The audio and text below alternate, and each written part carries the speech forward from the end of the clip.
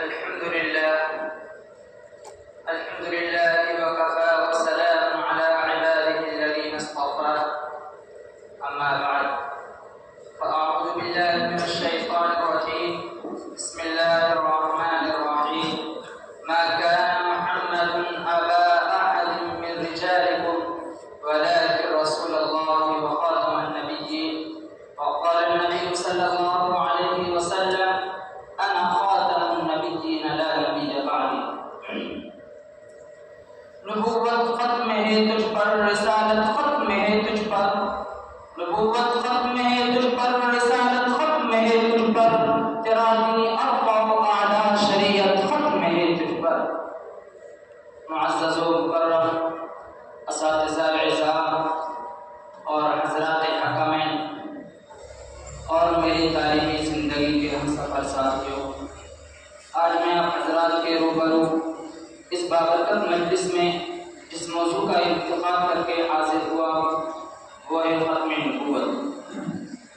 ختم نبوت کہتے ہیں کہ حضور کے بعد کوئی نبی پیدا نہ ہوگا، چاہے ذلی ہو، بروزی ہو، تشریحی ہو یا غیر تشریحی۔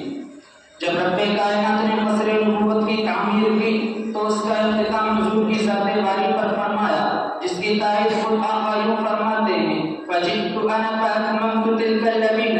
کہ میں نے آ کر قصر نبوت کی تکمیل کر دی۔ قرآن کی 100 آیات، 200 احادیث، اجماع صحابہ و تابعین، اجماع فقہاء و محدثین ختم نبوت کی عکاسی کرتے ہیں۔ 1,24,000 انبیاء کا کمال منصب نبوت 2 چیزوں سے مزین ہوتا ہے۔ نمبر 1 ما قبل انبیاء کی تصدیق کرنا، نمبر 2 ما بعد آنے والے نبی کی خوشخبری دینا۔ حضرت عیسیٰ علیہ السلام بھی اعلان کرتے ہیں انی رسول اللہ الیکم مصدقا لما بین یدی من التوراۃ ومبشرا برسول یأتی من بعد اسمہ احمد، مگر میرے آقا کا کمال منصب نبوت اعلان ختم نبوت پر ہوتا ہے۔ چنانچہ رب لم یزل سورہ احزاب آیت نمبر 40 میں ارشاد فرماتے ہیں ما کان محمد ابا احد من رجالکم، اس آیت کی تفسیر خود آقا یوں فرماتے ہیں انا خاتم النبیین لا نبی بعدی۔ سورہ مائدہ آیت نمبر 3 میں فرماتے ہیں الیوم اکملت لکم دینکم، اس آیت کی تفسیر میں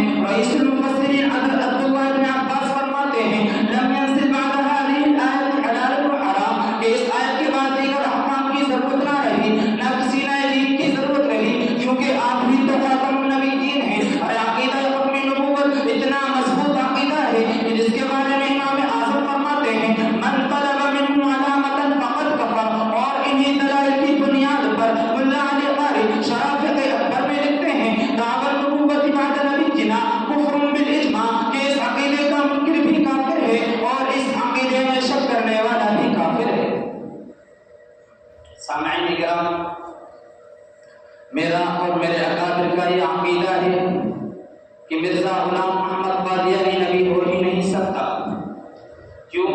کیونکہ مدنی آقا پر نازل ہونے والی کتاب خاتم الکتب ہے، آپ کا دین خاتم الادیان ہے، آپ کی شریعت خاتم الشرائع ہے، آپ کی نبوت ختم نبوت ہے۔ چنانچہ امام الانبیاء کی آمد باسعادت کے بعد نبوت کا دروازہ ہمیشہ ہمیشہ کے لیے بند ہو چکا، لیکن اس کے باوجود عہد رسالت سے لے کر آج تک کئی بدبختوں نے نبی ہونے کا دعویٰ کیا۔ کبھی مسلمہ کذاب نے نبوت کا دعویٰ کیا تو کبھی منصور عجلی نے تاج نبوت کی طرف لجائی نگاہوں سے دیکھا، تو کبھی شکیل بن علی دجال و کذاب اپنے متعلق ہادی المہدی ہونے کا دعویٰ کرتا ہے۔ لیکن اے امت مسلمہ کے نوجوانوں، یہ بات یاد رکھتے چلنا کہ جب بھی کسی دجال نے تاج نبوت کی طرف لجائی نگاہوں سے دیکھا اور جب بھی کسی ڈاکو نے تاج نبوت کو نوچنے کی کوشش کی تو ایوب مسلمانوں نے اس جہنمی کتے کو اس کے انجام تک پہنچا دیا اور یہ اعلان کر دیا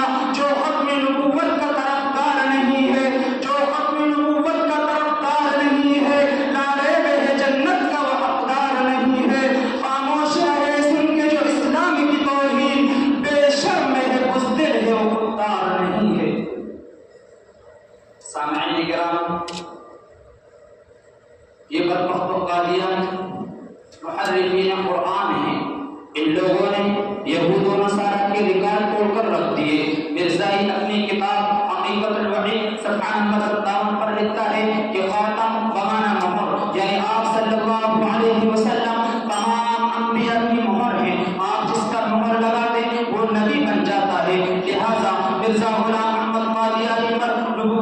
مہر لگی تو نبی بن گیا. لیکن میں پوچھتا ہوں کہ بدبخت مرزا اگر آپ صلی اللہ علیہ وسلم کی مہر سے تو جیسا دجال و کذاب نبی بن سکتا ہے تو اس مہر سے خلیفہ اول حضرت ابو بکر صدیق رضی اللہ عنہ، خلیفہ دوم حضرت عمر فاروق رضی اللہ عنہ، خلیفہ دوم حضرت عثمان غنی رضی اللہ عنہ، اور خلیفہ چہارم حضرت علی بن ابی طالب رضی اللہ عنہ، اور اشرار مبشرہ میں سے کوئی شخص نبی کیوں نہ بنا؟ آخر 1400 سال کے بعد وہ مہر لگی تو قادیان کے دجال اعظم کذاب زمانہ مرزا غلام احمد قادیانی پر. میں انہی چند باتوں پر اپنی تقریر کو اس شعر کے ساتھ ختم کرتا ہوں کہ صدا بلندی پر رہا ہے اور رہے گا ختم نبوت کا علم. صدا بلندی پر رہا ہے اور رہے گا ختم نبوت کا علم. نہ چھپا ہے نہ چھپے گا ختم نبوت کا